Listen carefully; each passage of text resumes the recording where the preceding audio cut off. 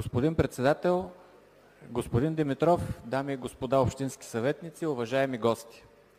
Днес от трибуната на Общински съвет Пловдив, ние представителите на ВЪЗРАЖДАНЕ, изразяваме своята категорична позиция относно тревожното състояние на градски транспорт в Пловдив.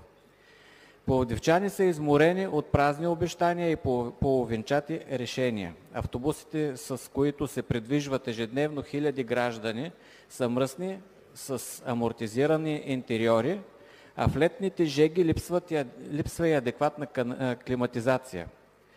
Редовността на курсовете е под всякаква критика. Автобусите закъсняват, не спират на спирки, прескачат разписания, а някои линии практически не се обслужват в определени часове. Вместо да се подобрява системата на градски транспорт, се разпада за сметка на гражданите, които нямат алтернатива. Допълнителна трудност е, че обявената система за чекиране с банкови карти и електронното таксуване не работи според плануваното. През 2025 година в един от големите градове на България пътниците все още са принудени да зареждат картите си в каси на EasyPay, при това на ограничен брой места с опашки и неудобства. Устройствата за чекиране са поставени само в предната част и при претъпкани автобуси, особено в пиковите часове, е физически невъзможно качилите се от задни врати да достигнат до тях, за да се таксуват. Това поражда напрежение, объркване и предпоставки за санкция срещу хора, които просто нямат достъп до устройство за таксуване. Според нас, а и според пловдивчани, това поведение е напълно недопустимо. То не отговаря нито на европейските стандарти, нито на принципите за ефективен административен контрол и прозрачност.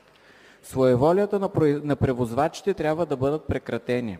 Пловдив не е дружествена бащиния, това е град на гражданите, а не терен за фирмени оправдания.